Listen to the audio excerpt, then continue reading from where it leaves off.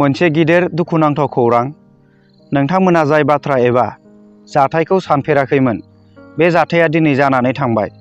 बर' हारिनिफ्राय सासेल' DID season 5 आव सेथि मासियाव देरहानो हानाय प्रनिता सरगयारिनि असे बिमा मनिका सरगयारि बिथाङा हरखाबै मानिबा जाहोनाव दिल्लीनि गावनि थानाय खथायावनो रावबो गैयै समाव फासि नांनानै गावखौनो जिउ फोजोबनानै लाबाय।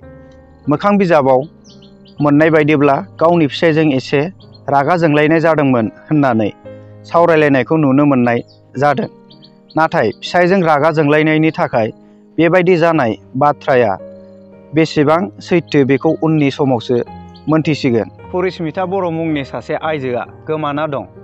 मैया 18 आगस्ट खालार बुधबार सानखालि फुंनि 9:30 रिंगानिफ्रायनो 19 बोसोर बैसोनि हिन्जावसाया गोमानानै दं। खौरां मोननाय बायदिब्ला बिथां आइजोआ न'खराव रावनोबो खिन्थाया लासैनो ओंखारलांदोंमोन।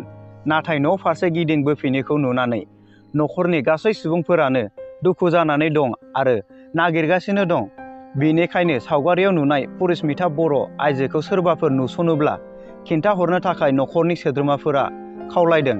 Mobile number 995490827006।